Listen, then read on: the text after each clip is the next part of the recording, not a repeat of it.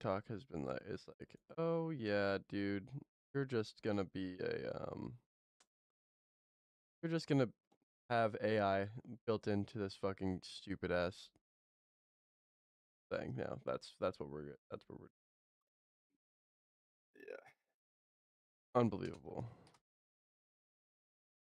Everything should have a legally binding option that you only put AI with somebody's permission. Not everyone should.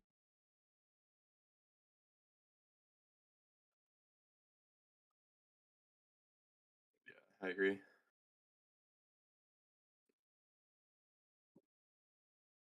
Um. All right, we are live. We are live. We are live. It is August 17th. A kind of cold August day. Kind of weird. Kind of strange. But we'll take it, I guess.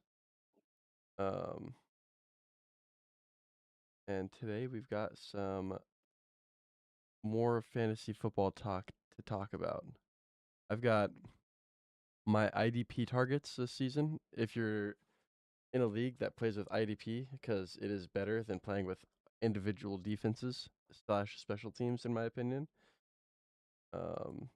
Gotta really have knowledge of the game.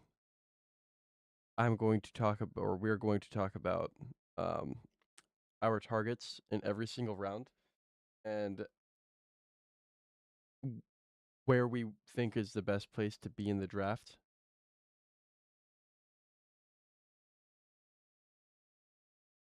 At the end, I mean, I don't see enough people talking about it, so I've got to bring it up. Is Caleb Williams going to be cursed this season because of the Madden cover?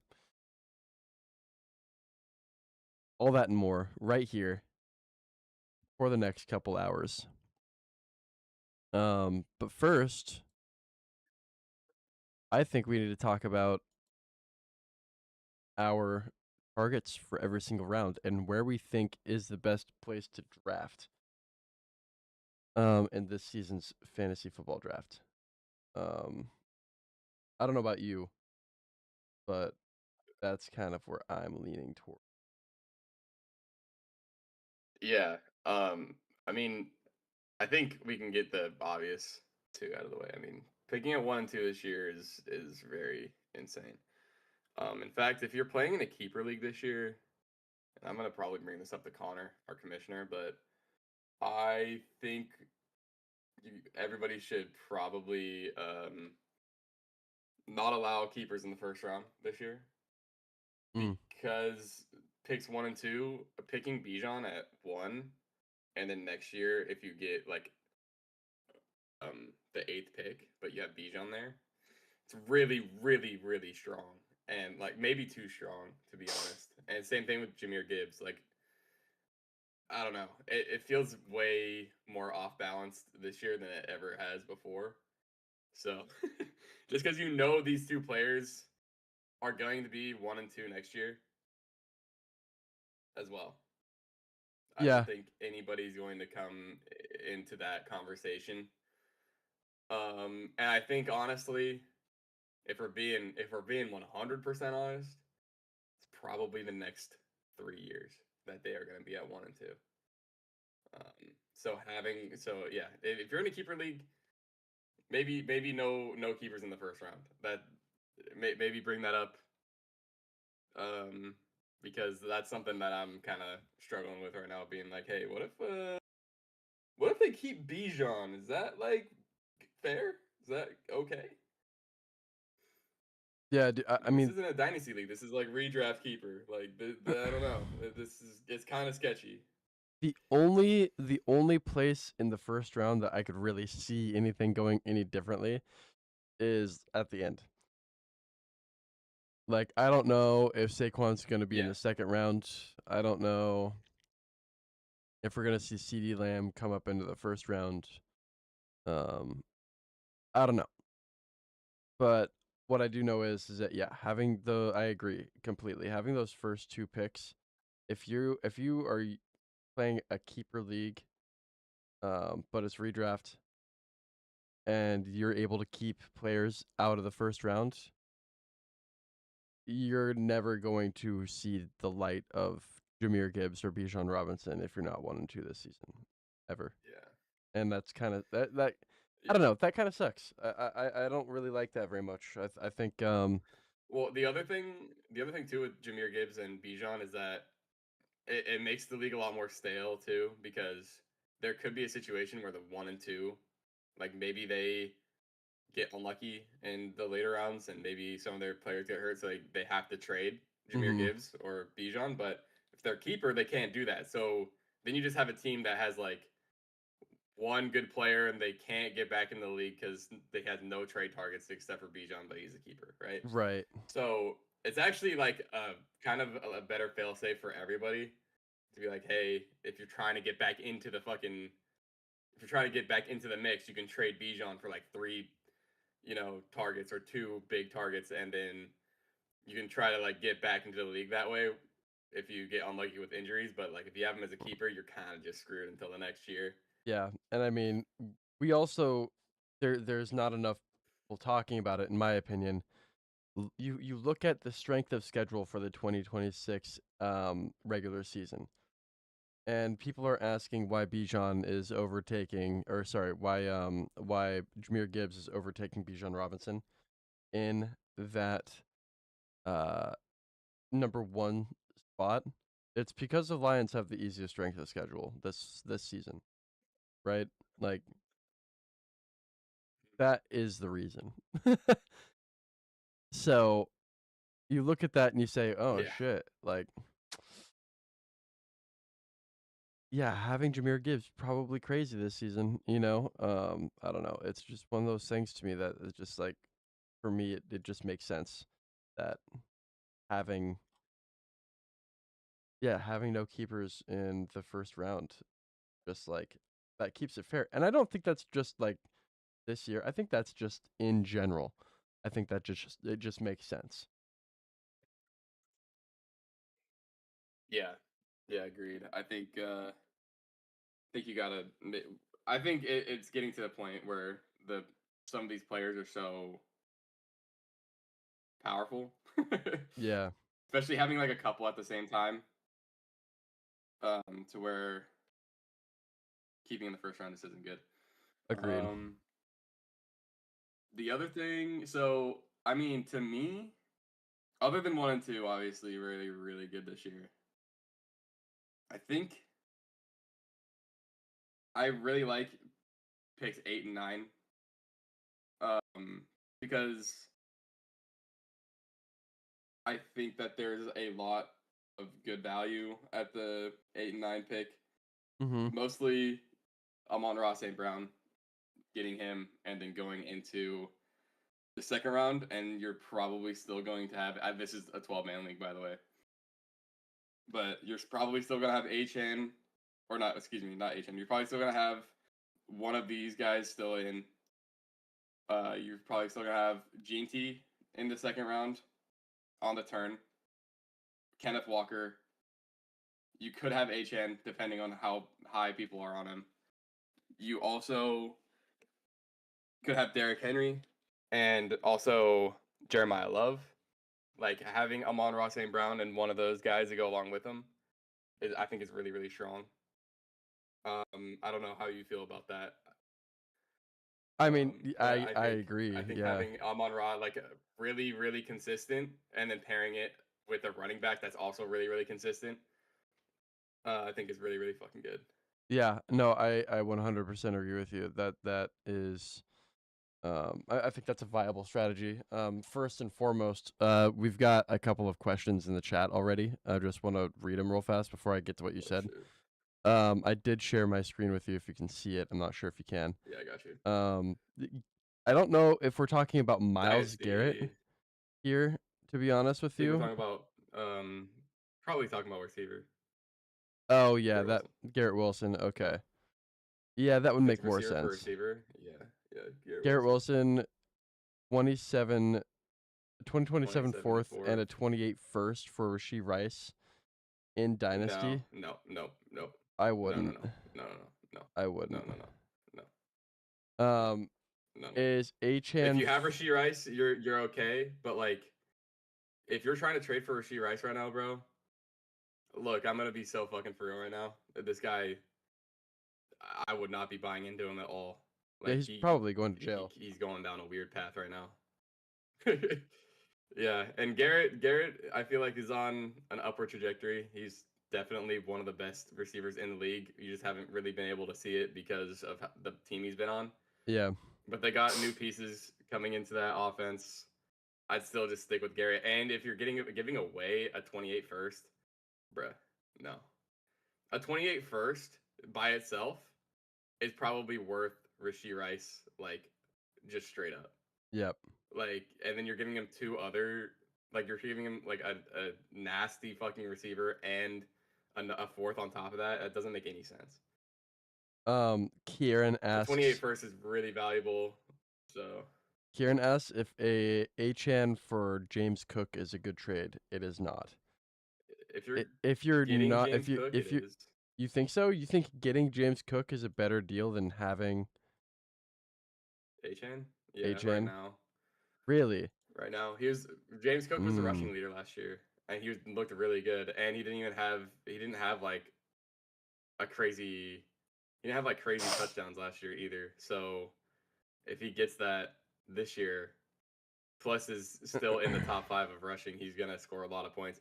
Achan's really good too, though. Like, don't get me wrong, but you're attached to the Dolphins, who look horrible, and the Bills, are gonna put up fucking points. Like, the Bills are gonna be putting up 26 to 28 points or 26 to 31 points every game. Yeah. So That's fair. James Cook's gonna be a part of that. Whereas, like, if the Dolphins are gonna be scoring like 14 to 17, and you need HN to score at least one of those, which is just a smaller likelihood. So I think having James Cook is good there. If I have HN though, the thing is he's younger. There's If it's in Dynasty, it probably is. At this point, that's probably what that question is for. But yeah, it probably is. at this point, having HN, like, if you have, I don't think I would make the trade, like, Yeah. in general, no matter what side I was on there. I think it's good to have James Cook, but I also think, like, HN's good. I would probably just hold on to what you have. I don't think I would take a risk either way here. Even if it's in redraft, but like, if I was forced to,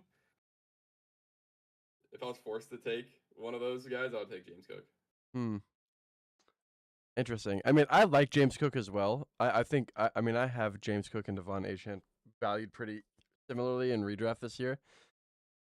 I think if it's in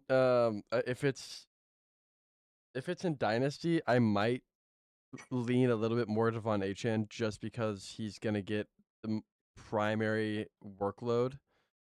Yeah. Even though the Dolphins have the second hardest strength of schedule this season, he is going to be the workhorse back in that offense. Yeah, he's gonna be like a pseudo Christian McCaffrey because he's gonna be like their number one receiver and their number one runner. Yeah. I get that. I do. I mean, for me, like, But dude, I mean, they're like so that. bad. Like, the Dolphins are so bad right now, bro. No, I know they are. I know. That's my fear. I'm aware. That's my fear that they like. What happens, like, if you get like a couple games where like Achane is like at 80 yards, like, Right. 80 total yards, and the Dolphins score like 3 points, and it's just like, oh my god, bro. Yeah. Like, no, yeah, that's so bad. Not good. You know what I mean? Mhm. Whereas at least with the Bills, like, if they have a bad game, they have like a bad game for them is gonna be like 17 points, and it's like, yeah, you got 2 chances at a touchdown there. You know what I mean? Yeah. No, totally. I get you. Or like with the Dolphins, that's like best case scenario is that you have like 2 touchdowns to like maybe roll a dice on. Right. I kind of want to. I do want to talk about. Really, what's up? No, nothing. I didn't know I could zoom in on the screen with my scroll wheel. I like scrolled and it just like zoomed in hella hard. Also, I don't know why my Discord is still freaking out. It's saying I have low or really high latency. I'm not sure why. I don't know if my connection is bad to you. It's fine on my streaming stuff from what it seems like. Yeah. So, that's weird, but seems okay to me. I think Discord just likes freaking out right now for some reason. I don't get it. It's stupid. I do want to. So we're thinking like Uh-huh. You're thinking like one and two are good. And Yeah, I think 8 and 9 are good. I, What's another like position where that you like a lot? I'm gonna say this. So 1 and 2, yes, are great. I do believe that very firmly. I will say, however, I will say I always think, no matter what, 1 and 2 is a trap. I don't like being in the number 1 or 2 position. It's just, in my opinion, I've always thought it's kind of a trap. Um, I've won Yeah, leagues 3 years in a row with the last pick in the draft, in the first round, and that for me is a tried and true thing. Having that last pick. This year I don't think the last pick is where you want to be. I think somewhere like 10 or 9 is a good sweet spot. I also like 4 and 5. I will say though, wait, can you give me why do you not like being last this year? I don't like being last this year because I think I think the answers to so many people's questions about who to take in the first round are so cut and dry that you're not gonna get a Puka Nakua at 12. You're not gonna get a Amon-Ra St. Brown at 12. You know, you were going to get Devon Achane or James Cook or Ashton Jeanty at 12. Running backs are at such a I high. mean, if you're looking for a receiver too, like what receiver do you think's gonna be there? If I'm looking for a receiver, I think if you're at 11 or 12, I think you're looking at like CeeDee Lamb. I don't think Justin Yeah. Jefferson, Amon-Ra, or Jamar Chase, or Puka, or JSN are going to be there. Mhm. I Yeah, genuinely think exactly, it's for going sure. to be a season where if you're at 11 or 12, you have to take running backs to your first 2 picks because running back premium is at an all-time high. You do not want to get stuck Yeah, at the end of the second round, beginning of the third round, having to pick, Travis Etienne or Amarion Hampton as your number 2 running back. So if you're on that turn in the first round, you have to take running back, and then from there, yeah, if you look at production charts over the past 2 years, in that third round, if you're at the end pick of that, if you're at the last pick of the first round, right? So you're going into what pick number? Into the second round would be what pick number 36, right? No, like your no, next yeah, pick is gonna be 36. yeah. Your next Yeah, pick is going to be 36, right? So you're looking at wide receiver 12 at 36, generally. and If that's like Pickens. correct, Pickens, So you're kind of looking like at the wide Garrett receiver 2 as Garrett your wide receiver Wilson, 1. Emeka Egbuka, right? Yeah, Exactly. But and Mecca. I mean, if you're gonna choose any one of those guys, like it's right, probably gonna be a Mecca, right? Or no? Are you gonna take a freaking? Are you just gonna roll the dice on that? I no. Hmm. I I wouldn't roll the yeah, I would roll the dice on Emeka Egbuka, honestly, as a number 1. As the number one, because like Yeah, George Pickens, I think is really good. Like I do if he's in your too. wide receiver 2 spot, but like Yeah, him at your 1 is like kind of scary a agreed. little bit. Right. But the thing that I would say, if you're at like 9 or if you're at like 7 and I'm still picking running back at 7. I don't care. Like I think running backs are at an all-time premium. I like, but so you go on the turn, right? You get Yeah, another running back, you like, Derrick Henry or I don't think tight ends are wait, going to wait, hold go. on. Arjun, is Pollard the 8th round steal? Yes, Pollard is Oh a yeah, freaking 100%. fantastic Yeah. pick. I think even in the 7th round, Yeah. even like honestly, like if you're really struggling, like picking him at the end of the 6 is still like really good. I think. Agreed. Um So if he's still available in the 8th, like that's crazy. That's amazing. I think if you are at Okay. like Yeah. 7, if you're at 7 and then you go to 4, let's see here, 7, and then it comes down to number, it would be 17, right? And you look at the production over year over the past 2 years.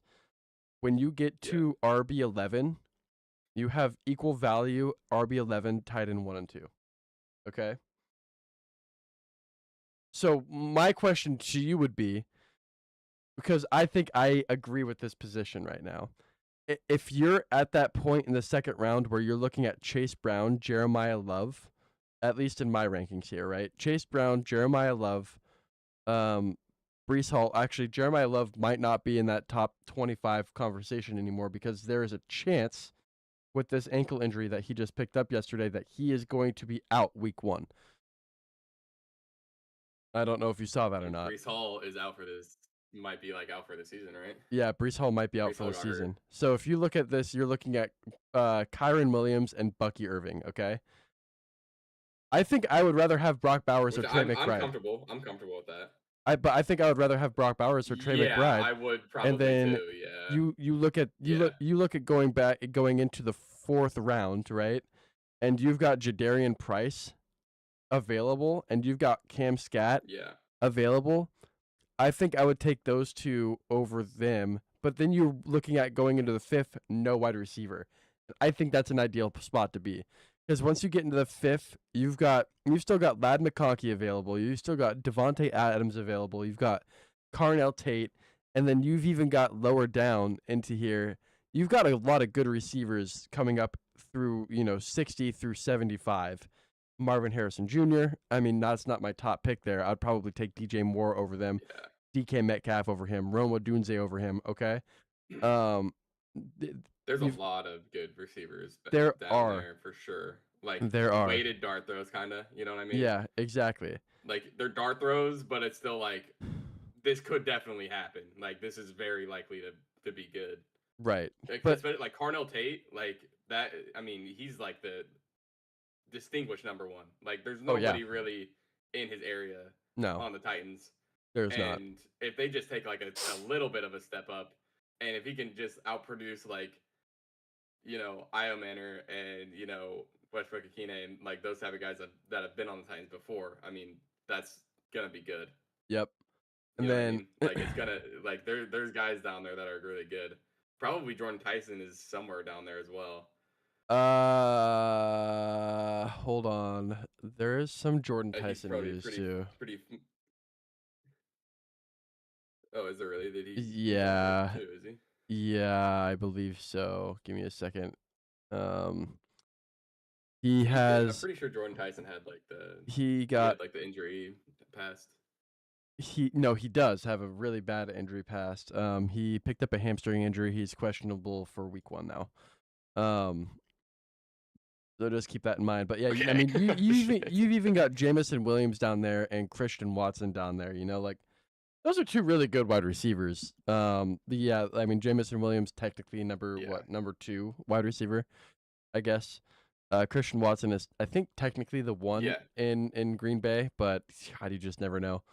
But here's the thing, too, right? This isn't the only way to go. I think that's the best way to go if those guys fall to you. But I think in every single draft, and it always goes like this, I always think, oh, I know exactly what's going to happen here. I know exactly what's going to happen in this draft. Like, tight ends aren't going to go until end of round 2, beginning of round 3, and there's always some fucking dumbass in the league that picks Brock in the first round. Always happens. Every year. Yeah, or it's like on the turn, on the second turn. Right. Yeah, exactly. It's taken like really, really early. Right. And they don't want to be left out of tight end. Yeah.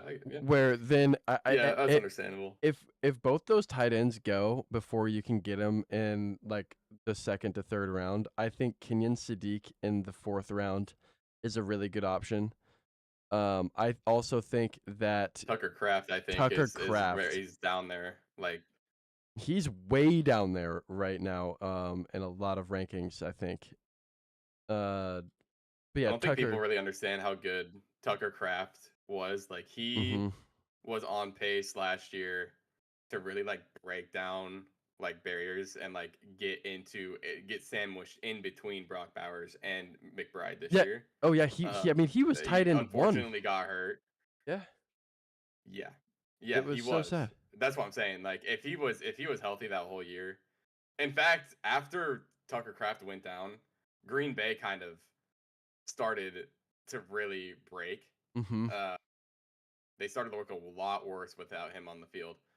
So like he's a cornerstone of the offense. he's definitely, either Love's second look or first look. So it's like, if he's healthy, man, I mean, he's definitely like a shout. He's even a guy that if he doesn't play for a couple weeks, I'm definitely still good taking him because having him at the tight end position Yeah. is like a crazy advantage, especially if you can keep up in every other position. Having him down at like the 5th or 6th round is really really good later in the season.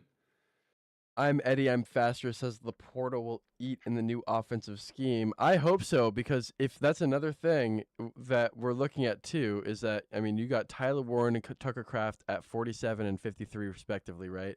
And then you look down at where Laporta is in a lot of rankings, and he's tight end 8. I think you're right. I think he even could potentially be on pace this season to outperforming where Jameson Williams is.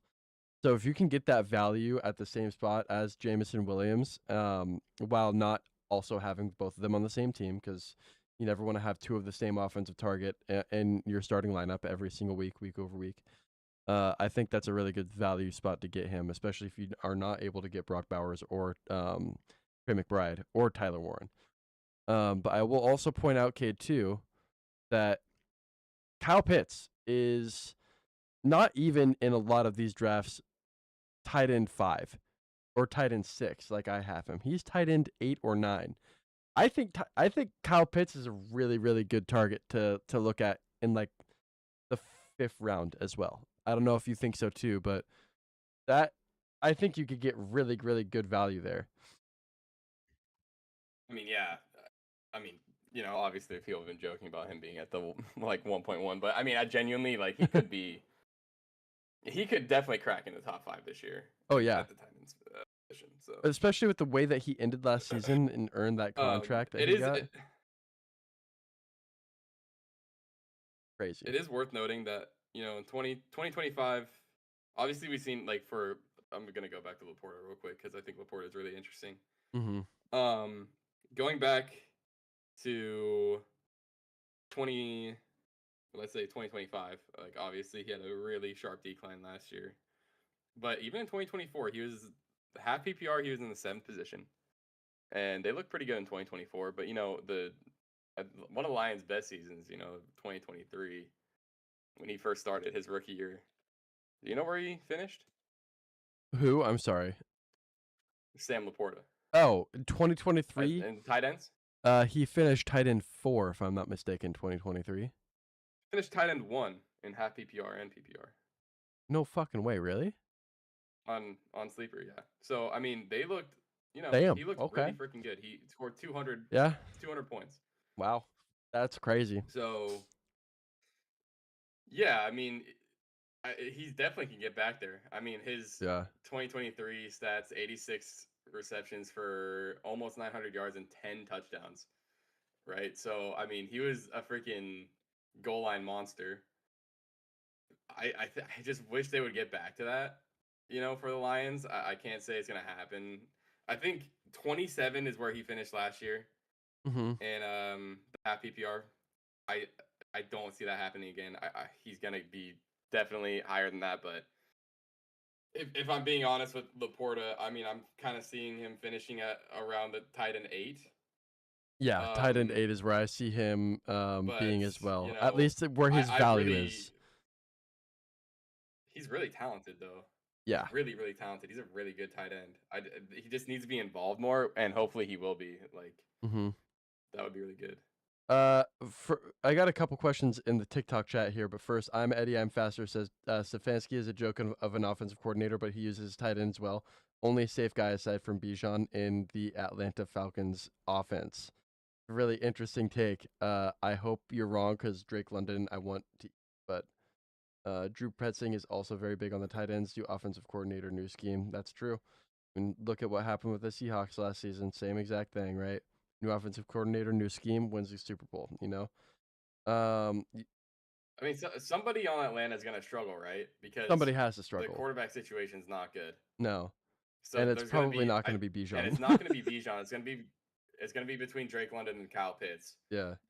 history says Kyle Pitts, right? But True. I don't know this year, to be honest. I really don't. Dawson. If Tua's starting at quarterback, he hits tight ends a lot. So Yeah. if Tua's in at quarterback, like it's probably gonna be Drake London that's gonna be struggling. Dawson Schneider says, should I trade Jeremiah Love? Yeah, get rid of him. I think Jeremiah Love's a trap. Throat Goat retired says Chud maxing. I don't know why they said that. I don't know what we're talking about, but agreed. Goat retired, bro. Yeah, wild name to be saying Damn, why that. you're tired? Yeah, true. You never have to retire from that. Says, how bad is Jeremiah Love's injury, do you think? I think it's worse than people think. I think he's probably going to be out week 1 and is going to give Tyler Algier the opportunity to prove himself in the offense. And I think that this is going to end up being a split backfield and carries, to be honest with you. I don't think that Jeremiah Love's ADP should be even in the top 50. And it is because he's a top paid running back in the league. I think this is going to be a split backfield.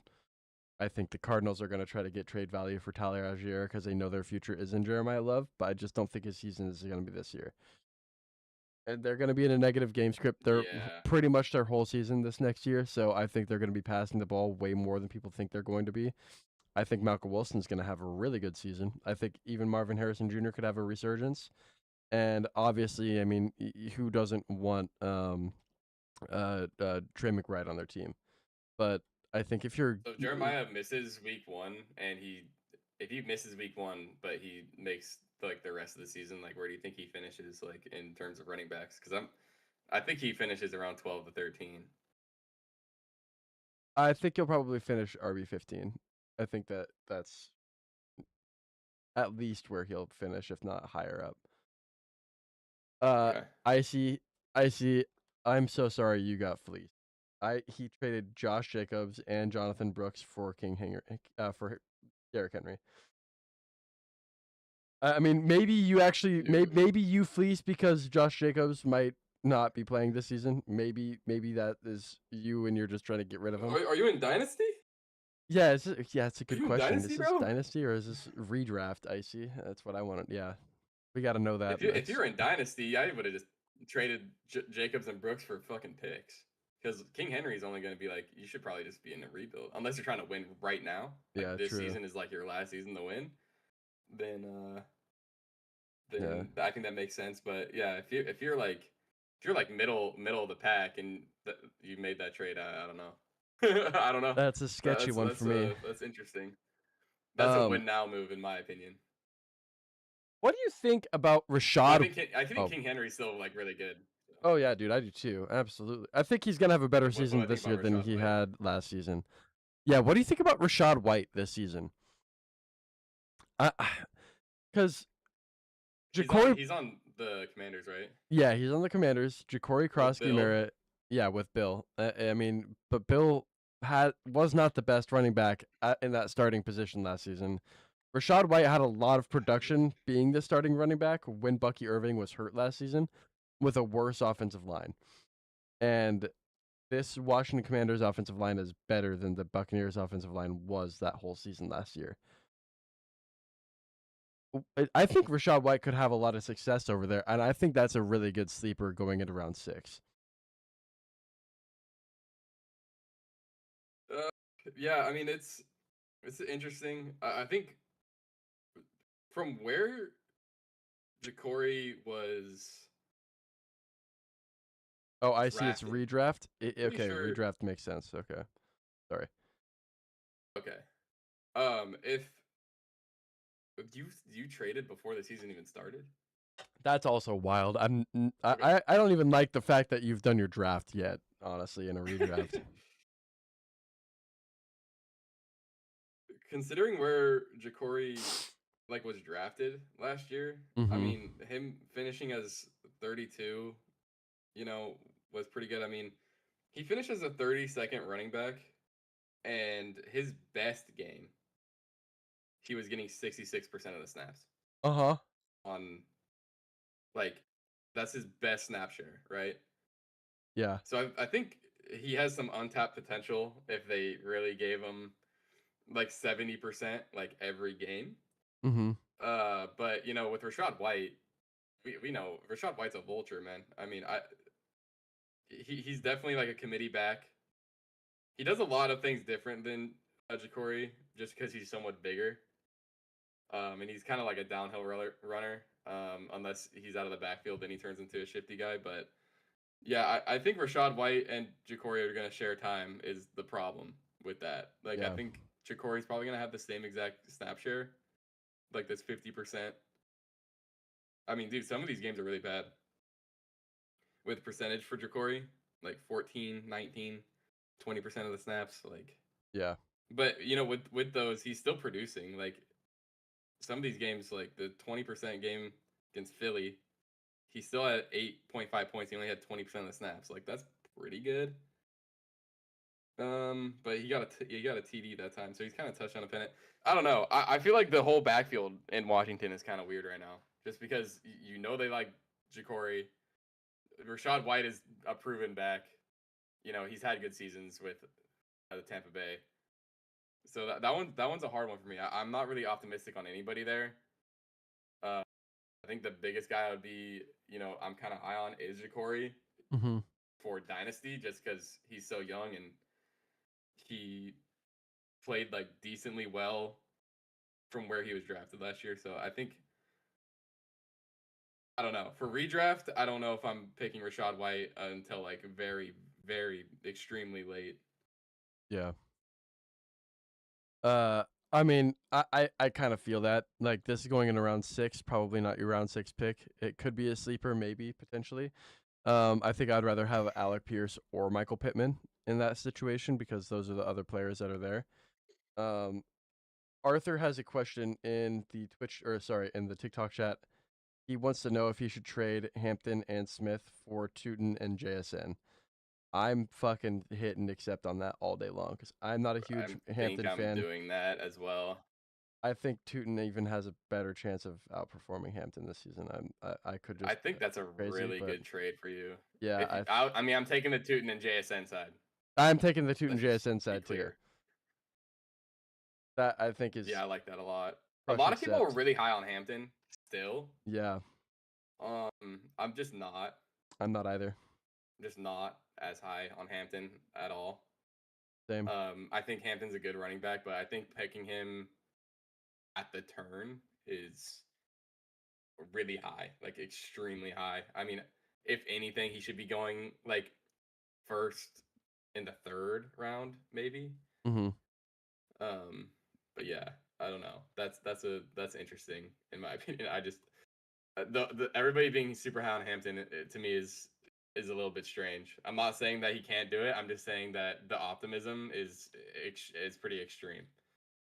I've got another question in the Twitch chat. It's T Glenny 12 asks pick number 9 in a .5 PPR 12-man league. Who are you Mhm. looking to target in the first or second round or first and second rounds? I'm right around that area too. I'm not gonna lie. It's a really interesting spot to be in.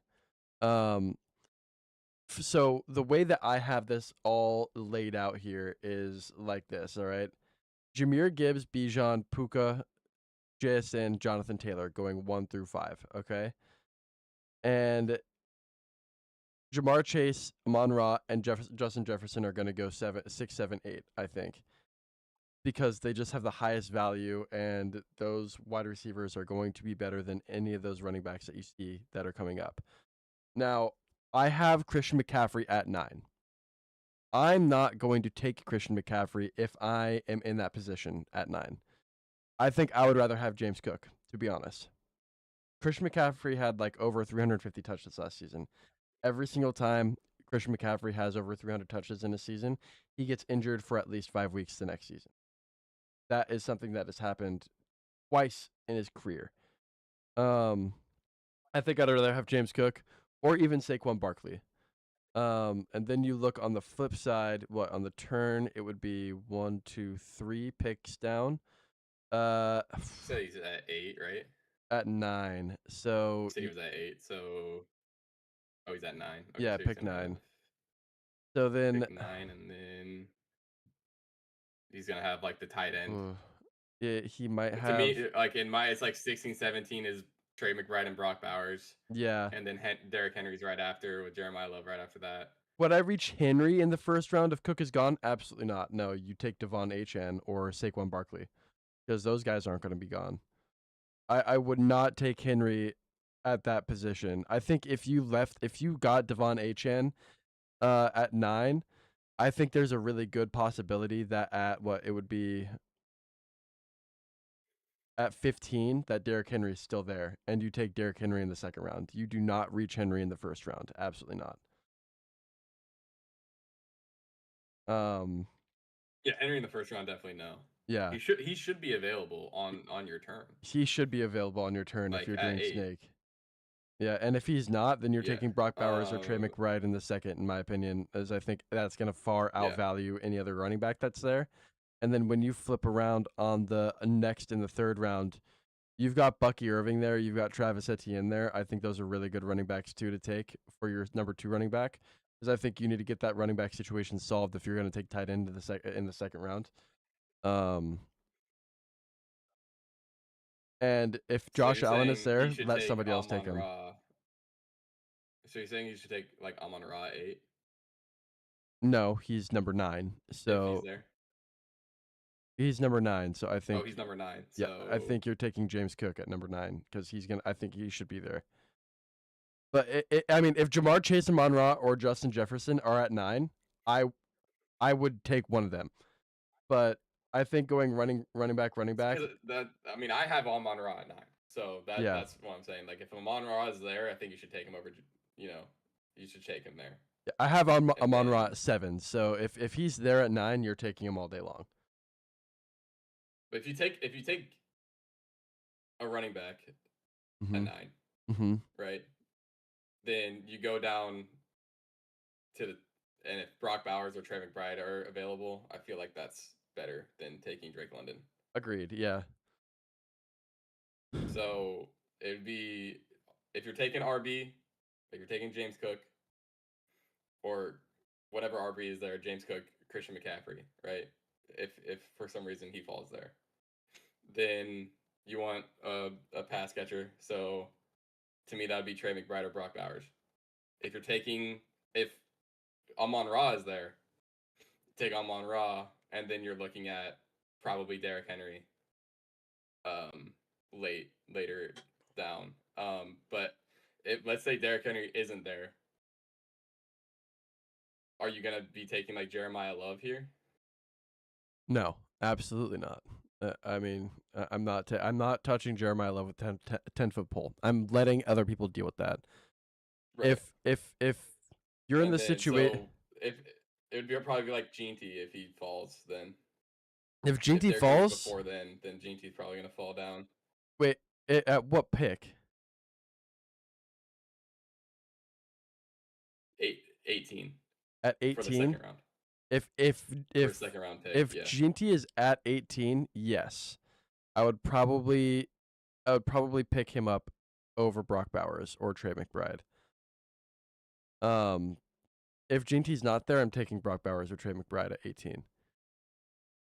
What if they're both not there? Because that's possible as well. And Trey McBride's also not there? Trey McBride, Brock Bowers, and Derrick Henry aren't there. Then I'm going to take Josh Allen. Okay. Because that is just going to get you more points than taking Drake London or Chase Brown or Malik Neighbors, I think. Yeah. Because then let's see what you're at what you said pick 18, so then you go down to pick 30 and you look at who could be there. I mean, potentially like George Pickens, Bucky Irving, Javonte Williams, Travis Etienne. I think out of all those players, I like Travis the most. But right?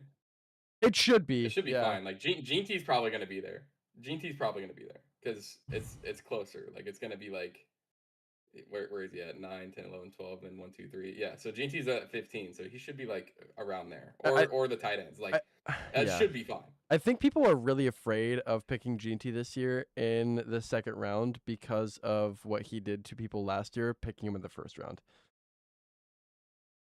Yeah, but Ginty's situation last year, like he did really well for his situation. No, he did. I Like agree, he but did really yeah, good.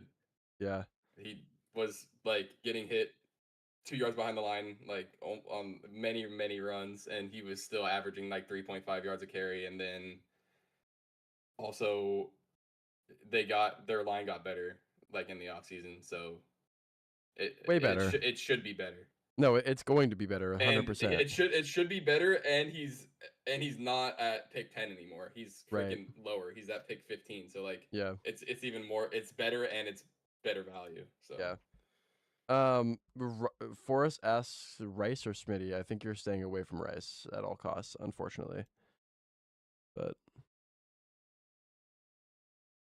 I'm not a huge Devontae Smith fan either. So Rice, I mean Rice is my keeper, so it's just like I yeah, kind of am true. stuck with him. But I also have him like super late, so Yeah.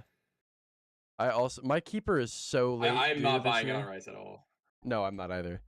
My keeper is fucking late as shit this year. It's not even in the top 175, I don't think. Yeah.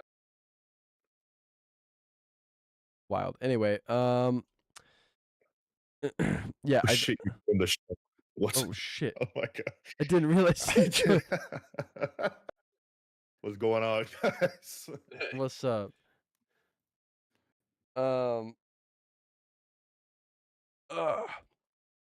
I gotta take a last sip of my Kirkland energy drink.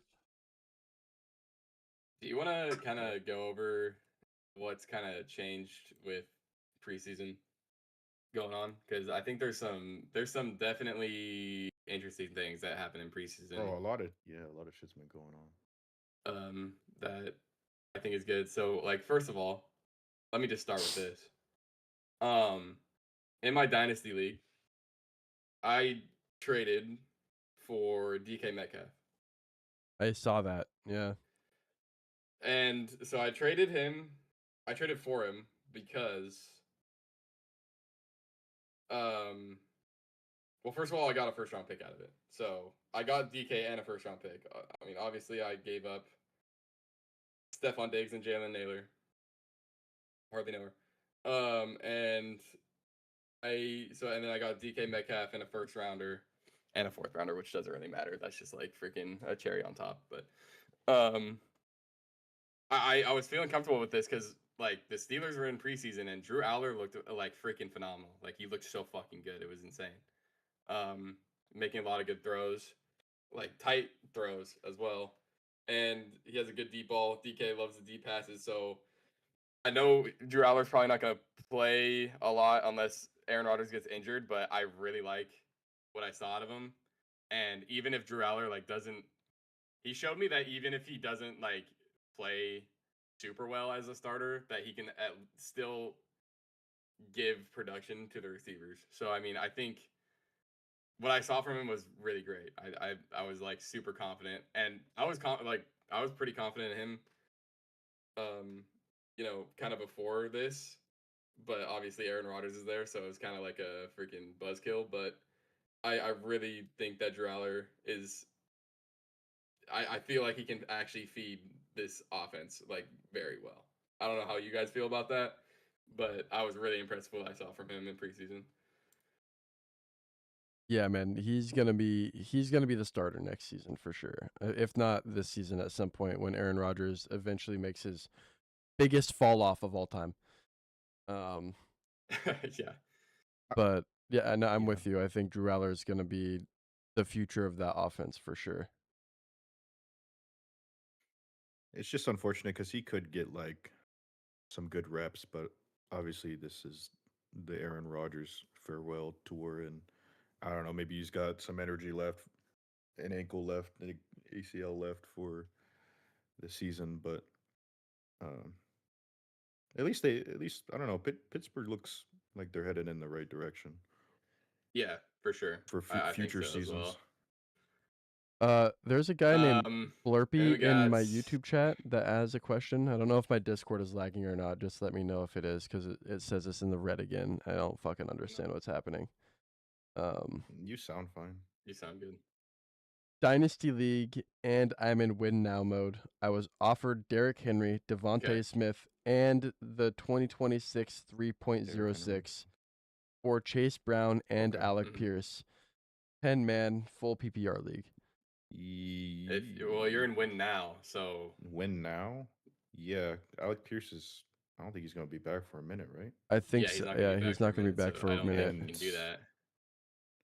So Wait, you're, but he's getting Derrick Henry. For right? Chase Brown and Alec Pierce. Like, yeah, he's getting Derrick Henry and Devontae Smith and a 3.06 in the I would next do it. draft for Chase Yeah. Brown and Alec Pierce. Yeah, I I would would do do it. it. Yeah, I would do yeah, it for sure. If you're in win now mode, Plus- if like this is your last Who- season who- to try, like you should probably. who was do it? that. Josh Downs on the other receiver? Yeah, Like, Downs. Yeah, Yeah, Downs. I think he's better than Alec Pierce, anyways. So Whoa, that's okay. yeah, yeah. I think he's It gonna could outshine him. definitely be like a 1A, 1B situation there. To be Yeah, honest. His that's separation's true. really, really good. Like, there's a lot of hype around Alec Pierce, and I get it, but it's just I'm not. well, I buying think it. Alec Pierce is really good too, but it's more like if he misses the just- first like 4 games of the season, and him and Daniel Jones or whoever's at quarterback, if him and Josh Downs get a really good connection, it's gonna be kind of it's gonna be a 1A, 1B situation. Well, also it's just like just the competition. Like, he's gonna be injured. He'll probably come back and play, but like now he's gonna be competing for the receiver 1 or the B slot, and it's not like McConkey where it's just like he was cucked by Keenan Allen, but now he's finally able to do something. Hopefully, but Alec Pierce is also like an elite ball tracker and the trying to get like deep passes. So I think Josh Downs is a little bit different. Like Josh Downs doesn't really isn't he go like a deep for, baller? Josh Downs isn't really. He's more like a midfield threat. He like his separation's really good. Like his routes are really good. That's why that's why he runs like he's in like the 5 to 15 yard intermediate range. I mean, I've seen him go for deep passes before, but I think like when you're talking about Alec Pierce, like he lives and breathes off the deep ball. Like he's elite at tracking. So I think they're 2 different receivers as well. But Okay. I mean, Josh Downs, I think he has a real shot at like actually making a lot of waves this year. And he's been right there. He's been getting developed by the Colts for it's been 3 years now. He's been the wide receiver 3 there for a while. So it's just like we've seen receivers that are in the 3 position that have really shined. Like, for example, Juwan Jennings was with San Francisco for a long, long time. Brandon Ayuk doesn't play, and then he comes in as a 1 and absolutely destroys. So it's definitely possible that this is one of those situations as well. Slurpee's other running backs are Achane, Hampton, Saquon, Josh Jacobs, and Jonathan Brooks. God damn. Bro, okay. Well, it's a 10-man. If you don't so need Derrick Henry, it's a 10-man dynasty. yeah. Like, I mean, if you can slot Derrick Henry in as well, like if it's like a 3-man, sounds like you're hoarding like a 3 flex. all the And, I Bro, mean, you should definitely hit I accept on that. What I the would hell? s- You'll be fucking farming. he's also taking, he's getting rid of an injured Alec Pierce who he might still be on the PUP list at the beginning of the season. So that's the first 4 weeks gone. Versus Devontae Smith, who could be the number 1 in Philadelphia next season, or this season. Because Malachi Lemon, as we know, his last name adds up to what I think he's going to amount to as a player. But should I? Bro, what the fuck? Should I trade Josh That was Jacobs? mean. Should I trade Josh Jacobs and George Pickens for Kyron and Devontae Smith? No, That's for Devontae Smith. I don't think. For Well, Kyron? The thing, Kyron, Devontae Smith. I like Pickens Josh way Jacobs- more than both of those players. Oh yeah, I mean, That's my Yeah. issue. that is, Josh so Josh- Kyron. I'm not making that trade. Oh, and that's- how many donuts Sorry. can you stack on I it? jumped the gun. Cristobal, what does that mean? Sorry. How many donuts? like probably like a good are we talking like Krispy Kreme? I would say. Bro, I two. don't know what he's talking about. That's I it. don't know. Like if we're talking crispy, like it depends, because like if we're talking like dough hook, it's probably like 1. If we're let's be talking honest. about Hostess, maybe 3 or 4. Yeah, I think It depends what you like talk a 3 about. or 4 angle. I'm more of a Krispy Hostess Kreme- guy. Krispy Kreme's like a 2.5, maybe a 3, and then like if Krispy we're talking Kreme like is dough hook, big it's like a too. 1. They bro. got big holes, so I don't know. Josh Jacobs and George Anyways, Pickens for Kyron and back to Devontae football. Smith. I don't know if I like this because, or no, I said I do like this because I don't know if Josh Jacobs is going to play this year. I don't know what the deal is there. The NFL still hasn't come Yeah, to I a don't think ruling he's about so his stupid. situation. So you trade Josh Jacobs away and you're Oh, trading George really? They Pickens haven't said away. anything? Okay. That's fine to me. Devontae Smith again could be the number one in Philadelphia. You never know. And Yeah. for Kyron Williams, who is sharing time with Blake Corum. However, his touchdown upside is really high, Kinda. and that But offense is really I going to be will good this say, year. if I think it's Puka good. is only gonna get like a 1-game suspension for biting somebody, Yeah. then Josh Jacobs is probably gonna get the same. I don't know. Bro, It's like you said, the ruling's still not. We don't know yet, but I don't know. that's such a funny sentence, you know? Yeah, Puka Nacua is going to get a 1-game suspension for biting somebody. Like, what? What the fuck is this man doing? And he had his like come to Yeah, Jesus fine. moment, but the whole time he's like, "Oh yeah, I'm not doing like crazy shit every single. I'm just doing me." Like that's not a. I don't know, man. I don't know. He's a fucking weirdo. He's a weirdo. I don't know. I don't I really wouldn't know. even say like I wouldn't even say like really that Kyron is like. Because I mean, he is He's sharing not bad. time. No, he's sharing. I mean, he is sharing time with Blake Corum, but like even some of these games where he's getting like let's see, 50 like okay, so 54% of the snaps right was his worst game last year, where he and he still got 15 carries. Like that's pretty good. That's still a Yeah. lot, and he got a No, catch after Kyron that was too. fine. Kyron was So fine. it's like I don't even think he's like really splitting time with Blake Corum. That's why I mean Kyron I think is top. He's like a top running back in the league right now. It's not that I'm worried about. Like, Definitely what within number? the top, like top 10, top 8. Top I would 10. say. I'm not worried about Yeah. him eating into splitting time. I'm just worried about him eating into his touchdown potential because of Blake Corum and his performance in the red zone last season. Potentially stealing some touchdowns from him. That's what I'm worried about more than his time, like his percentage. Yeah, I mean it's valid, but if you look at his history, his first season obviously in 2022 he didn't do much. Yeah. But since then it's been 12 touchdowns in 2023, 14 in 2024, and then 10 in 2025. So I mean it's still good. But his attempts did go down a lot last year. He went from 316 in ADP. 2024 What's his ADP? to 259 in 2025. So he's probably going to be still within that 250 to 300 range for attempts. And he hasn't been under He's ranked touchdowns okay. yet. Yeah, I mean, he's ranked RB 15 at least from. I think that's a little bit low for him, to be honest. I think he could. I mean, I think he's definitely cracking top 10 this year. He got extended too, so like they're gonna keep feeding him the ball no matter what. Okay, hold on. Do y'all remember Jack Churchill, our guy from the UK that is a Rams fan? Yeah. That when we were watching the draft. Oh yeah. Ty Simpson MVP, Yeah. baby. Yeah. We remember you, Jack Churchill. Right. I bet you're happy with that performance. MVP of the preseason. Coop asked the opinion on Kittle. He's Opinion on Kittle this season. I don't know. Man. I still Is have he him coming off an Achilles tear. Yeah. Yes. But hey, but they got that new like 5G Achilles repair now that was founded by Aaron Rodgers, so it's probably fine. I don't know. I don't fully trust the George Kittle, but Wait, no, he came off an Achilles tear last year. No. No, this year. And then he tore it this year. Wait, hold on. He finished the season. Oh wait, was he not in the playoffs though? He got injured in the last. He was still playing. Oh no, you're right. it was like right at the end. Right? No, January 2026, he tore his Achilles in the playoffs. Oh shit, yeah. So that was January. in the playoffs. Okay. Okay, so he's off an Achilles tear. I don't like that.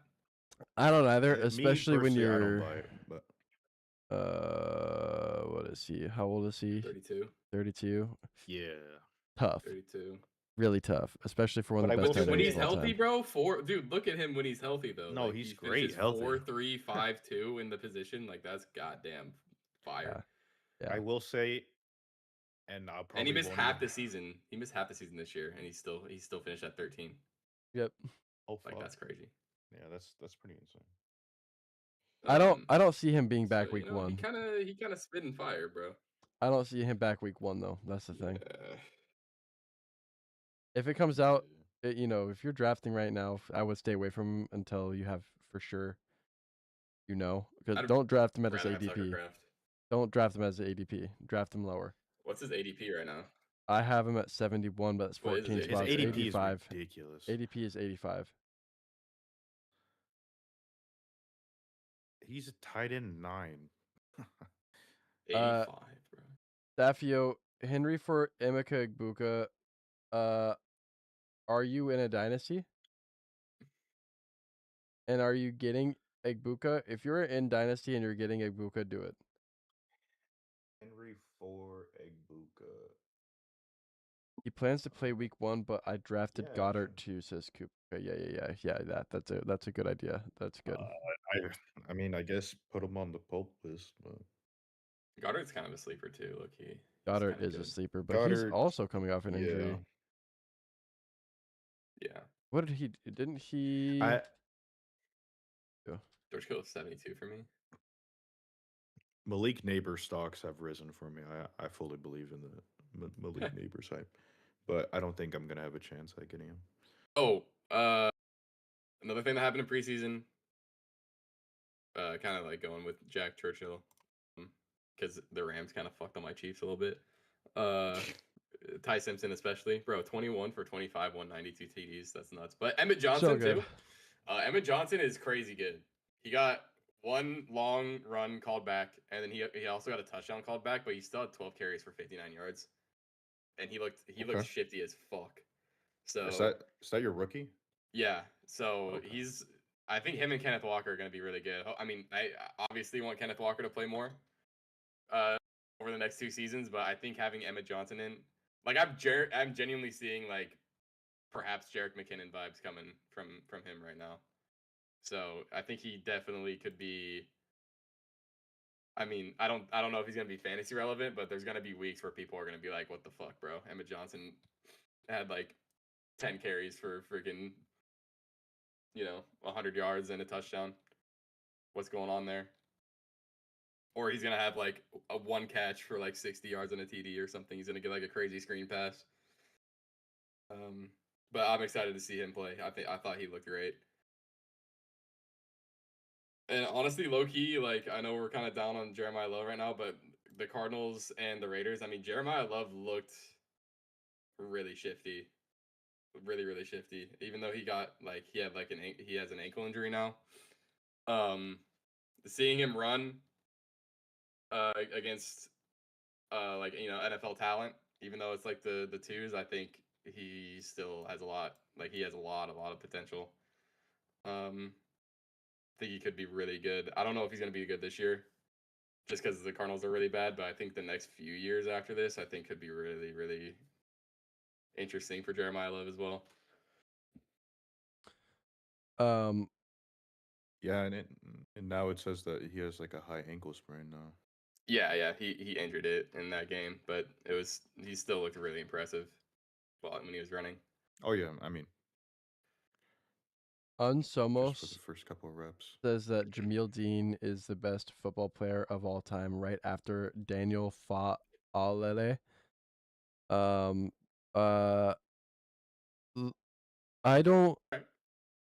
I like the enthusiasm, but I think Daniel Fa'alele is going to get cut because apparently he had a disastrous preseason debut with the Giants.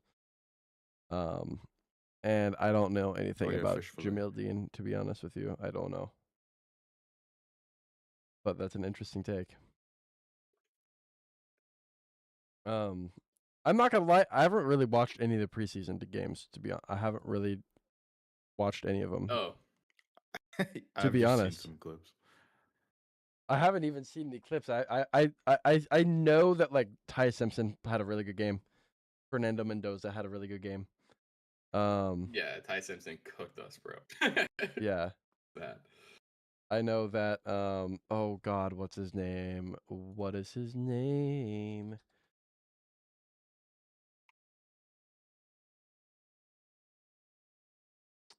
Joe Milton III also played pretty well. Who I think is going Yeah, to, against the Seahawks. Yeah, the Seahawks yeah. kind of got cooked. Well, one fucking But Drew Lock went out there. He went out there. I think like on the first or opening I think he was drive. only in there for the first or second drive, opening drive. But he just like freaking drove down and scored like Yeah. immediately. I was like, okay, Drew Lock locked down. Well, they also I watched a little bit of that and I saw that we recovered a muffed punt and then we didn't score like on the goal line. I was like, what the fuck are we doing, y'all? Stephon Diggs or Rome Odunze asks a blank name. Rome Odunze. Von Diggs or Roma Dunze? I'll take Rome Odunze. Roma Dunze. Rome, probably. Baby Mama Diggs. No thanks. I do want to talk about IDP this year though. Real quick. Okay. Ooh, yeah, I'm curious. I need help. So I don't know. I've got some IDP rankings. And I'm not going to go through all of them. I'm going to go through the top like 5 players that I think are going to be Sure, your like best IDP guys, right? And Okay. this is based off of strength of schedule, right? This is also based off of strength of schedule to offense to defense. This is based off of last year's points, and this is based off of the games played last year. So I think, just to start it off, that to be honest, everything I'm seeing, the injury risk to my number 1 player here is, I'm not gonna lie, it's a little sketchy. But my top player Okay. that you should look for is linebacker number 1, who's going to take over a lot of the pass rushing and a lot of the blitzing Okay. in Cleveland. That is Carson Schweisinger. He is projected number 1 IDP this season, followed by Tennessee Titans linebacker Cedric Gray. Myles Garrett after that, of course. Zach Bond and Jordan Brooks. And just to share one more, Max Crosby. Those are your go-to guys, right? However, who likes going after the regular guys who everyone knows, like, oh yeah, that's going to be the guy that go. No, I think who you should really be targeting. And let's be real, you're not getting him until the very last pick in the draft. Minkah Fitzpatrick, new team, new him. He's going to be the number 1 DB in New York for the Jets. I think you should be targeting him. I think he's going to get a lot of plays, a lot of picks this season. I think that's going to be a really, really good pick. Aiden Hutchinson. I don't know how he's not one of the top defensive linemen, but he's not. That dude is a fucking killer. That guy is going to be the guy that can give you wins week over week. I think Fred Warner coming back from his injury, he could maybe even be the linebacker 1. He just didn't play it all last season. We don't know. Or he played, but he didn't play a whole lot before his injury. Nick Bonito, another defensive tackle that can just edge rusher that can just win you games next season because of the amount of sacks and forced fumbles that he gets. Ernest Jones won me last season 2 weeks in a row because he scored a touchdown and he got strip sacks. Like Mhm. Doesn't get better than that, in my opinion. I also think Nick Demon Worry. I think that's just if he's not injured, I think that's crazy. I think you should take him. I think that's a really good pick. And lastly, not lastly. Devon Witherspoon just got fucking bagged the fuck up. I think that he is going to be absolutely just eating this season.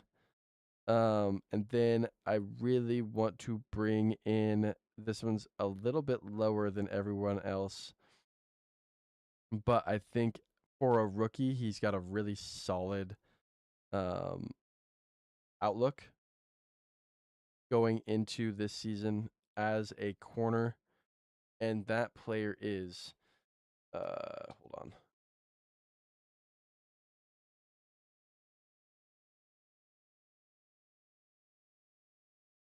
Mansour Delaney, of course.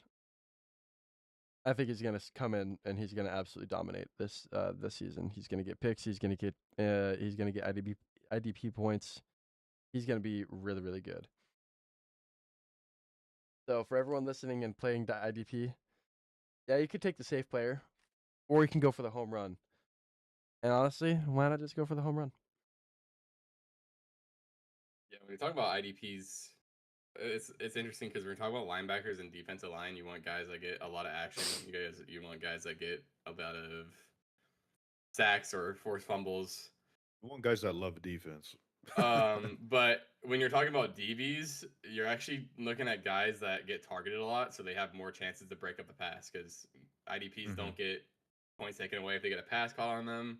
They get points just from breakups and from interceptions mostly. Sometimes they get sacks. So if you're looking at the DB angle, obviously Nick Cross has been the top of the DBs for the past couple of years now. He finished last season with 120 tackles and an interception, but it led to 168 fantasy points, which is a really good amount for a DB.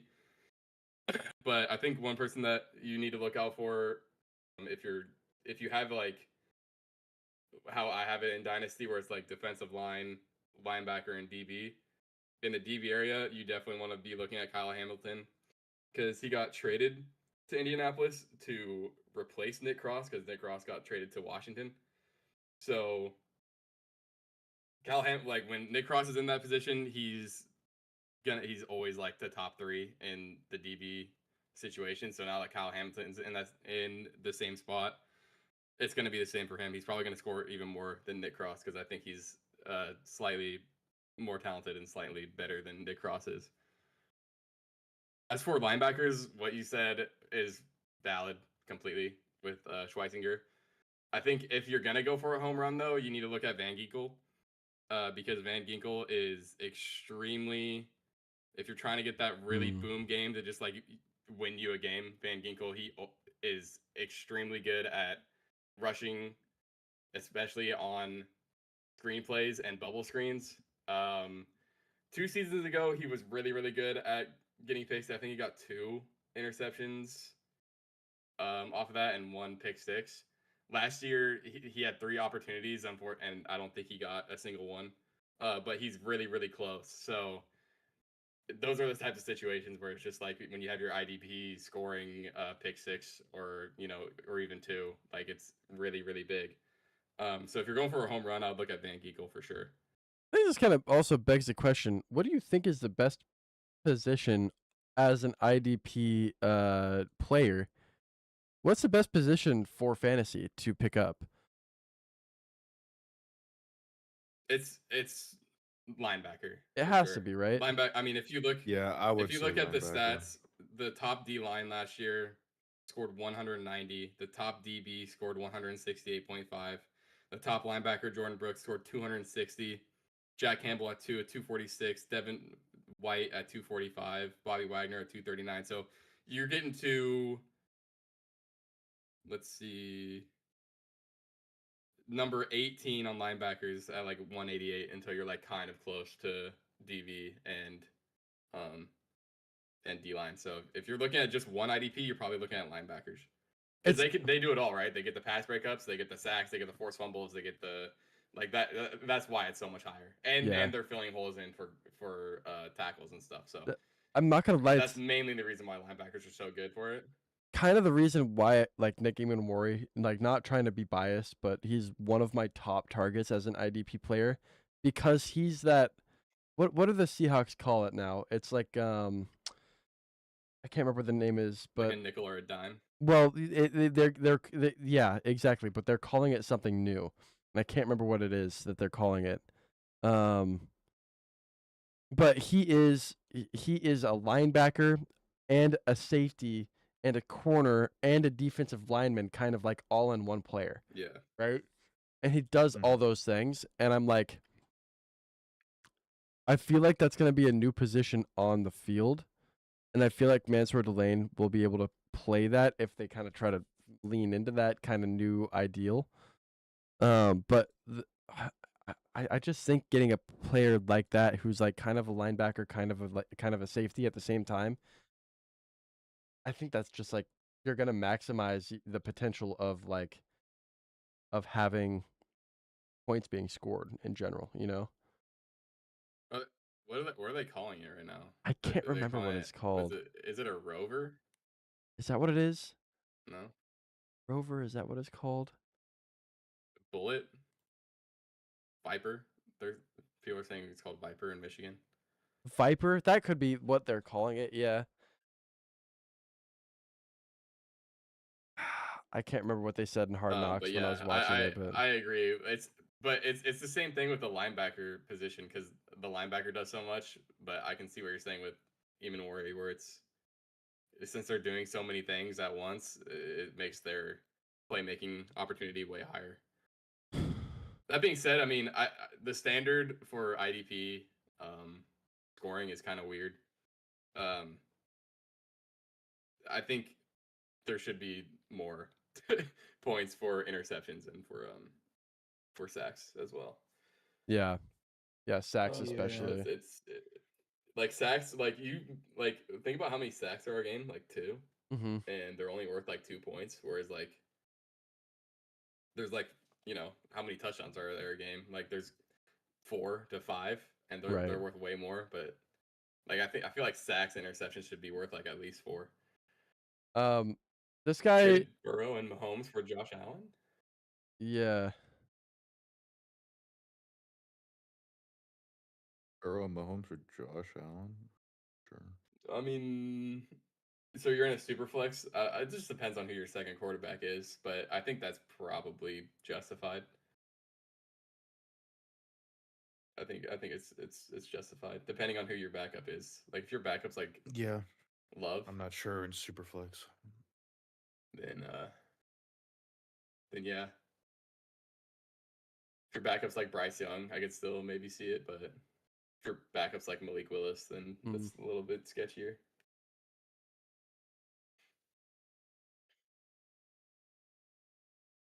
Yeah, I mean, I like the trade.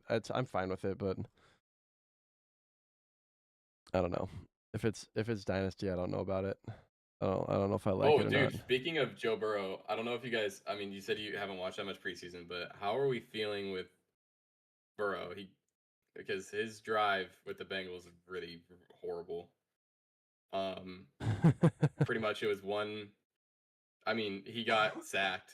I think he was out there for the first 2, and it was just he kind of just couldn't do anything. It went 3 and out. Yeah, it's unideal considering the Bengals have the and got second hit really easiest hard. strength of schedule this season too, which is not good to see. What do you think about like in my opinion, I think this is the defining year of the Jamar Chase and Penei Sewell drawing.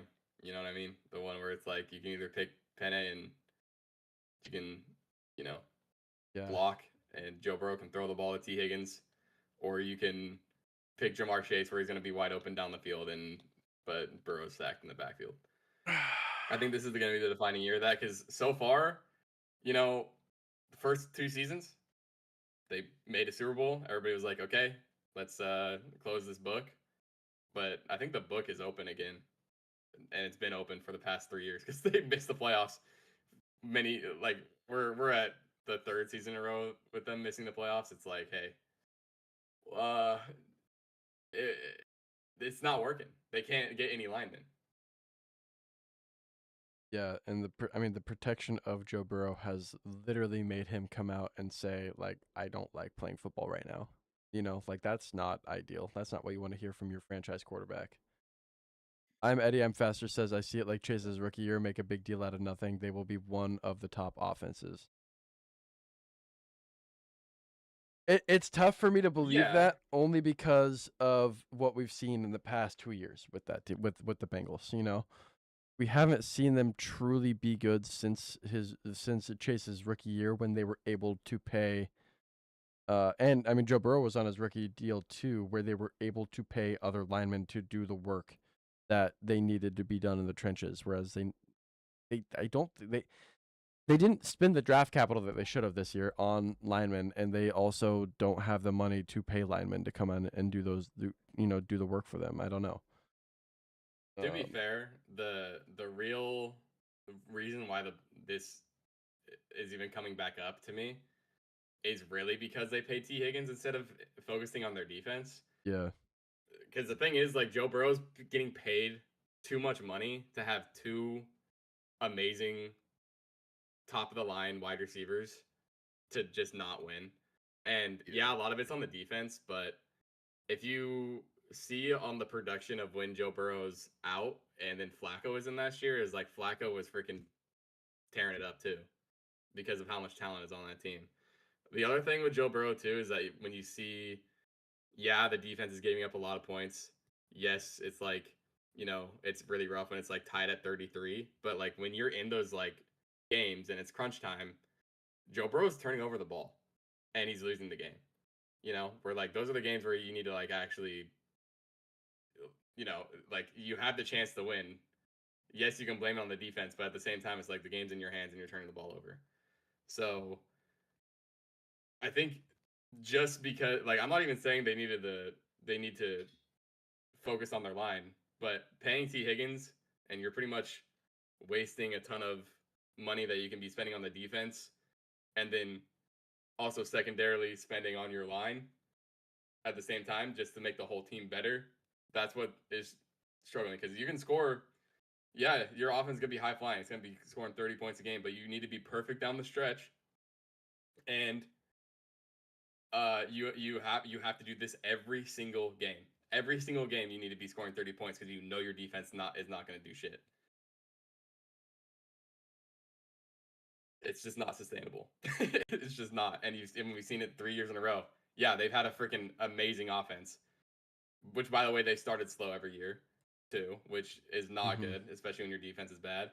But yeah, they have a high flying offense, but they still aren't able to win games to a degree where they can even sniff the playoffs. Really,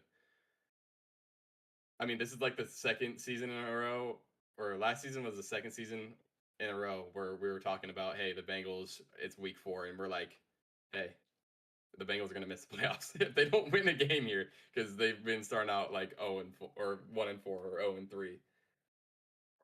Yeah, and those first 4 games are a tone setter for a season. You come out of the first 4 games into week 5 and you're 1-4.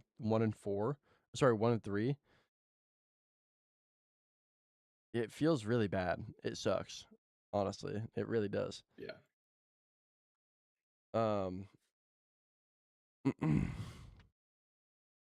I really want to it you know what? I'll save it for a different time cuz I think also before the drafts all happen, I really want to give my top picks in the draft in relation to strength of schedule. So I'm gonna make a list of players that I like for strength of schedule, but that won't be for this week. That'll be for next week. Because I think when you're playing towards strength of schedule in like your 4th to 10th round picks, it ends up working better than not.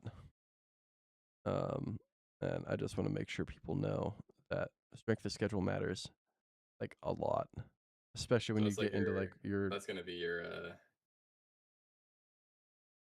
Go ahead. Oh, I was just like right when you get into like later weeks in the season, like that really starts to affect the game. But you're saying what was going to be my what?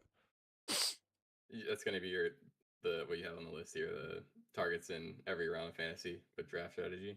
Yeah, and that'll like next week I'll just go into like my preferred picks in relation to strength of schedule as opposed to like my personal feelings about them.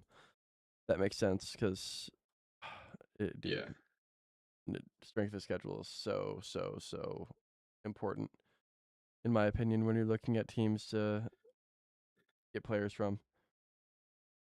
But Do you want to try to watch a game next week? preseason For game? preseason? Yeah. If you have time, I don't know. I mean, Potentially. I'm working like mornings mostly, so Yeah, I'm working nights mostly, so um shit. I would like to, but at the same time it would need to be on a Sunday probably. The Seahawks and the And actually I'm Seahawks and probably going to Titans be play gone. next Sunday at 5 p.m. All right, yeah, I could probably make that work. Okay. Seahawks Titans. Watch my boy Tyson Montgomery. Right? That's his name, right? A little bit over 2 weeks and NFL Tyron starts. Montgomery. Yeah, dude, it's gonna be crazy. Also, we need to figure out if we can change the draft day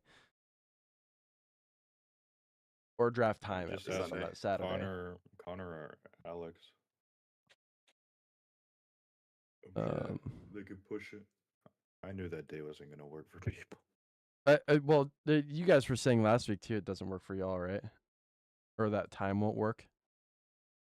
I mean, it doesn't matter, but I just thought it was odd, like 6 o'clock on a Saturday. Like, yeah, it's just people got shit going on a Saturday. Like, yeah. I don't know. I think Sunday makes more sense, anyways. I do too, but that's yeah. But I mean, I'm sure you could do it. Yeah, I just gotta text him. Where is it? I want to make sure that Tyron Montgomery actually got maybe some time playing in preseason. He did not get any time to play. That's weird. I guess he didn't get any targets. No, he's the wide receiver from John Carroll University. Oh yeah. But it doesn't look like he got any targets, unfortunately. Nobody really did. If you look at the receiver on the Seahawks, holy. No, he's Titans wide receiver. Oh, Titans? Yeah.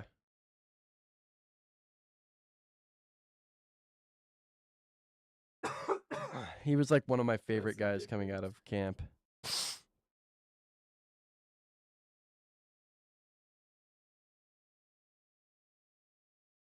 Yeah. Oh yeah, nobody really did on this. Was even worse than.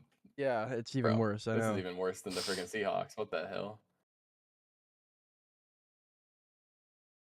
Yeah.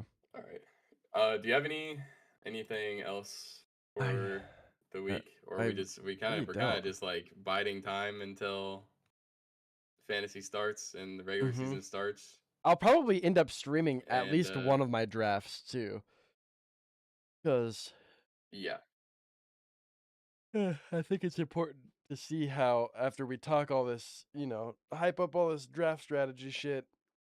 I think it's important to actually see how I draft. But we draft really late though. That's the only thing. We draft really fucking late. But everybody should be drafting super late. Yeah. I'm just hoping that the season starts so that people make it through the preseason and training camp, because it just seems like every day somebody's pulling something, but it might just so that they could rest their players. I don't know. That actually reminds me, one more thing. Dude, Jamal Adams injured on he's MetLife Field again. Like, how many times is a player going to injure their knee on that field before they fucking change it? Like, that's so sad. Well, you want to know something really sad? That. They already changed it, bro. What do you mean? They already changed it, man. They changed the turf. They already Okay. changed it, bro. When? Well, you said until they changed it, they did. They did during the World Cup, and it's back. Well, Turf is back. that's what I'm saying. Like they gotta That's change it that's from the craziest part. original They turf. did change it. Yeah. Yeah, it's the NFLPA, dude. They really need to like stand 10 toes down on that thing. They And be do. like, dude, we're not playing. We're not gonna play on this field anymore. Like this is. You can deal with it. I was so excited for Jamal Adams to potentially like resurge his career with a really good Vikings defense, and like one of the very first plays he was on the field, he gets injured. And I mean, like, this might be a dumb question, but like, why aren't we using grass anymore? I'm sure the NFL yeah. can afford it, right? Oh no, they Yeah. 100% can. And they and I can, for mean, sure. Europe does it, so I don't know. Yep. You can't even make like, oh, it's the resource cost anymore because we're putting data centers everywhere And that like, take way no, more well, water no, than the I- fucking grass. Yeah. it's does, not so even it's data like- centers. Like, golf courses get more water than fucking anything. true, So it's dude. like, And there's way too if many you're of gonna those do that it are for grassy one roads. football field stadium, then whatever. I don't give a fuck. Once a week Yeah, true. for It's not that 5, hard. 6 months. I don't. Whatever. But dude, if how am I if- supposed to have my monster truck rally on grass, I don't know. So bro? That's crazy. For- How am I supposed to have my Taylor Swift concert on grass? What do For- you mean, bro? for I me, guess that's that's tough. wouldn't it be I don't more know. beneficial to install like at least better turf? You know, if you don't want to get grass because you think that, you know, you're one of those Republicans that's out there that's like, oh, you don't like data centers? Well, wait until you find out about agriculture, brother. It's like, okay, if you take that argument into use with grass fields, fucking fine. Like, fuck off. I don't give a shit.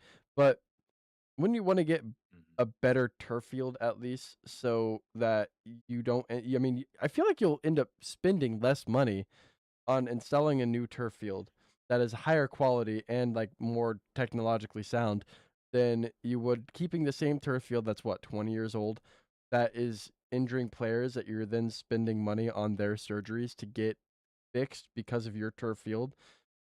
Wouldn't you end up saving money over the long run, or am I grifting? Am I grifting? Is that a grift? I don't think it is. I think that's perfectly reasonable. I don't think so. I mean, Is it just that like they don't want to spend money on a new like a field? Like, I think there's a I don't know, combination. I don't know. It It just just seems comes like down if to you're money. paying athletes millions of dollars and knees are being sacrificed at MetLife Stadium. they already sacrificed Then- Malik's.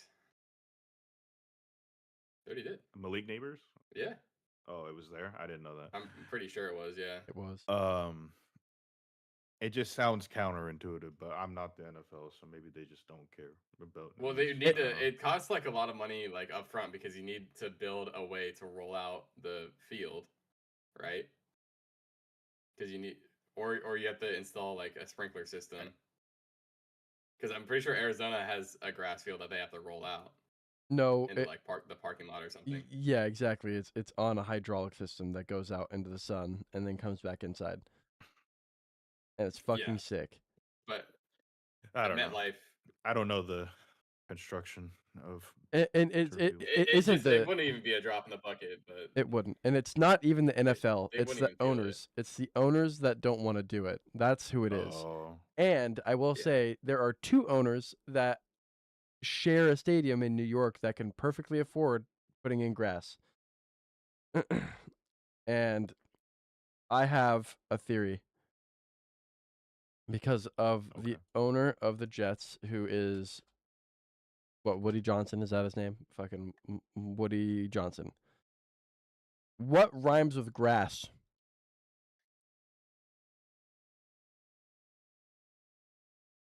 The answer is ass. ass. And okay. okay. yeah, Woody Johnson is I tried to think of formerly something else. one of the chairman from he was the ambassador to the United Kingdom in Donald Trump's first term. So he is a MAGA hack. And I'm sorry, bro, but if grass and ass rhyme together, you can't be buying any of that because that's gay. It's I mean, pretty fucking gay to be honest with you. You know, like you can't have that. Makes You can't sense. be having that if you're a MAGA hack. So yeah, I don't know. The Grassfield situation is a fucking it baffles me, honestly. Well, is it? But isn't? I don't know. Like, because it's weird in the NBA, and like, I I only know about Portland's situation a little bit because it's just been everywhere and everybody's bored until the NBA is starting. But like the whole Moda Center saga, like I don't know. There's a lot of debate between like, is it the city or county that owns Moda Center? Because like the owner doesn't own the stadium, he owns the team or the CEO, whatever. So is it? I don't know. Does like people own MetLife, or is it like part of the city or something? That's a good question, actually. It might be different in New York too. But yeah, I don't know how it works with stadiums. So Yeah. New Jersey Sports 'cause if you're an Exposition owner paying Authority, for a stadium, it's kind of hard. which is privately built and is operated by the MetLife Stadium Company LLC. So it's not owned by the city, that's for sure. Well, MetLife is owned 50-50 by the Giants and the Jets, so Yeah. they could do it if they wanted to. But isn't no? That's the team.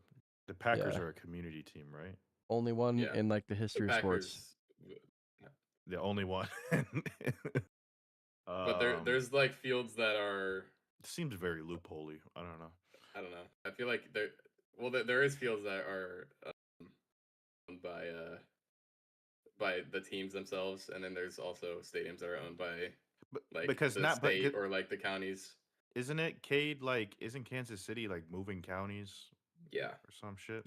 yeah, we're moving But, to like, actual you're just Kansas. so Like we're just confused. moving across the river, and it's because I don't know. It's really sad because Arrowhead is a historic stadium that Yeah. if I was a billionaire, I wouldn't give a fuck about paying to, for the stadium because it's a historic stadium and there's a lot of history there.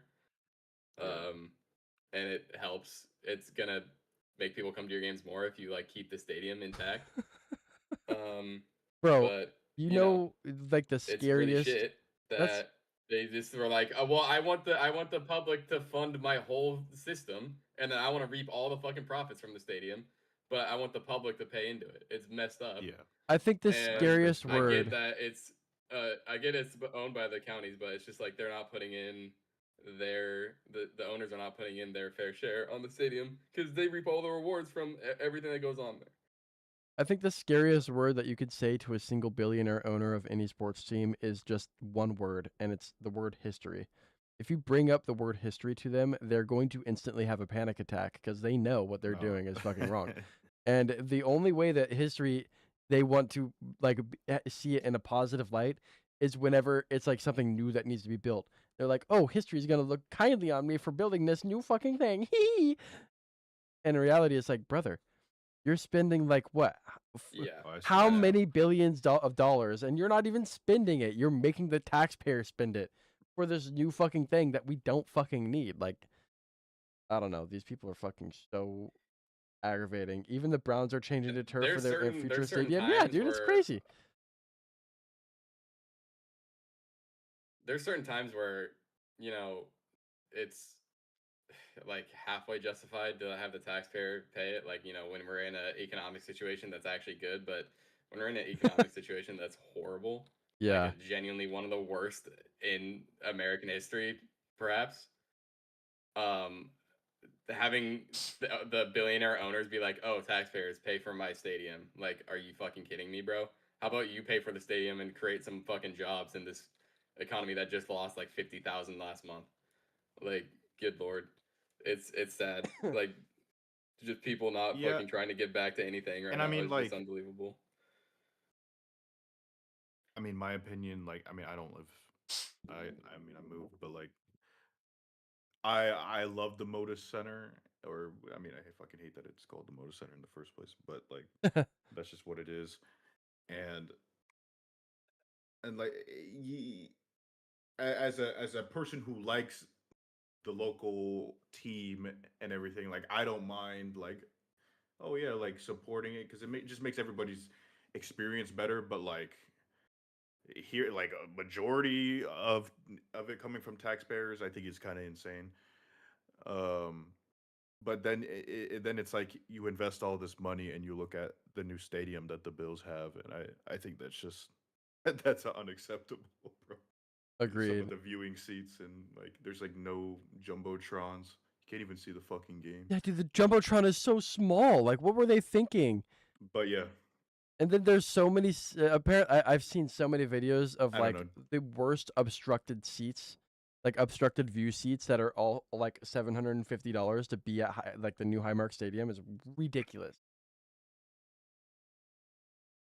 But if Yeah, you look you're up, paying at least $300 plus. yeah, if you look up Highmark Stadium right now or new Highmark Stadium, the first stories that pop up right now are the field is ass right now. The new grass field has a rough start. And I'm like, bro, why are we letting billionaire shills just like hammer away at this talking point? It's ridiculous.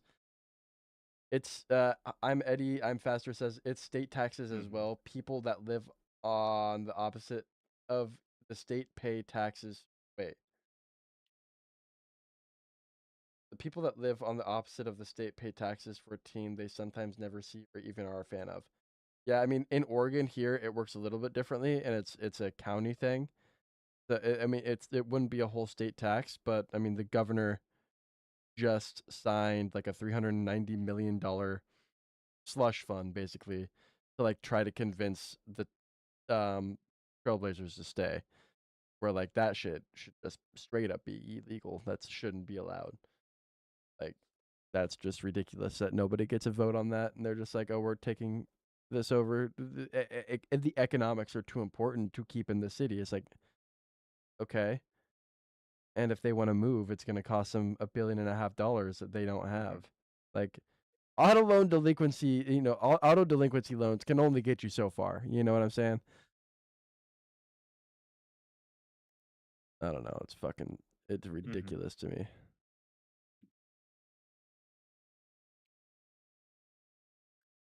Also, isn't it so sad that the owner of a team, the way he Yeah. made his billions is from auto delinquency loans?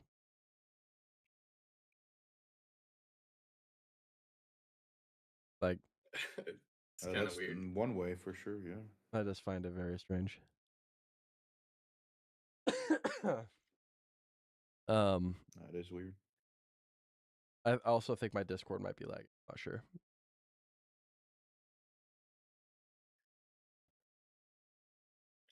You're not. I feel like the only way that it's like things are actually gonna change though is with the NFLPA, like having the players be like, "Hey, these are the stadiums that need to change," and if our team is playing there, or if like if there's a team that's playing there, we're not gonna play our starters.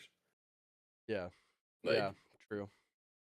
you're not no, but you're not gonna sell any tickets because no, we're not gonna play our starters, and like you can go ahead and you know, try to win. And then if you lose against the backups, then you're like, you're in a really bad situation. But I think that's like mostly what needs to happen is that players need to be like, hey, I'm not playing on fucking MetLife. I'm sorry. It's just not going to happen. That I'm would not going to risk my whole career to play on a in a turf field that is a high likelihood that's going to have a season ending injury. It's just not going to happen. Yeah, I totally agree. I think that would be a really good way for actually like if there is another lockout. I think that would be a really good way for it to start is by the players saying like, "Hey, we're not playing on these stupid turf fields anymore that are not updated to specifications of what we need." Like force the billionaires' hands. It'll probably be like Jamal Adams won. Mm-hmm. Jamal Adams has already won at MetLife.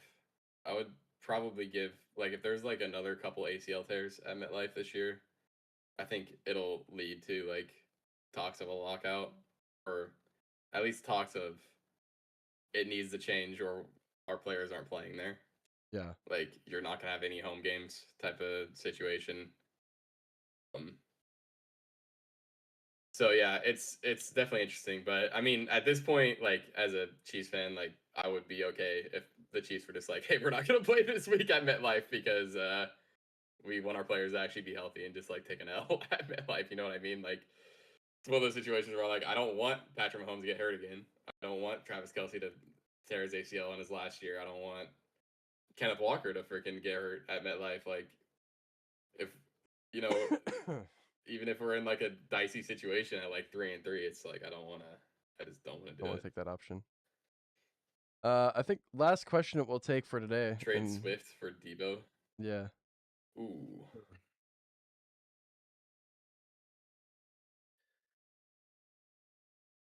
I don't know how I I feel like about that's good because Debo is gonna be a really big piece on San Francisco this year. Yeah, he will be. That's true. I think he's receiver one. I mean, because Especially with their Pearsall's like rookie. out. Yeah, he's Ayuk's out. Pearsall's gone. out. Mike Evans is dicey. like 65%. I don't trust Mike Evans. And their rookie just got Who else injured do too. they have? I don't Juwan know Jennings what- is gone. They got no. Kittle is injured. Kittle's definitely a question mark. I feel like Debo is like kind of. I mean, it's just gonna be McCaffrey and Debo, really. McCaffrey and Debo. Who else they like? They don't got much, man. They don't got a lot, bro. That substation taking everybody out. What's their freaking depth chart? Because I know Debo's definitely gonna be like the one. I know Mike Evans is probably the two, but he's always dealing with a hamstring injury.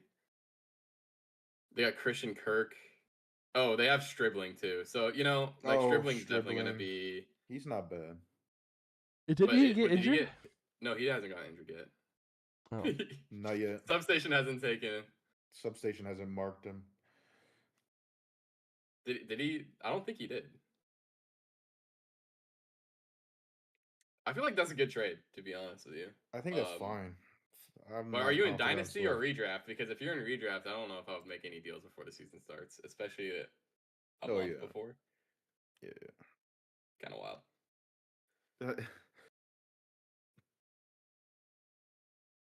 Shit.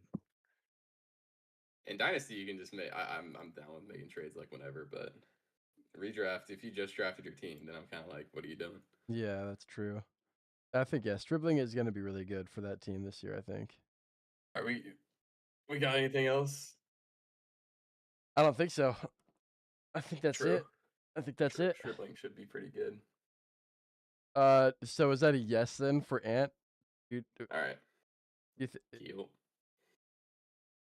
hear what I said? I'm telling you, my Discord is lagging for sure. It 100% is.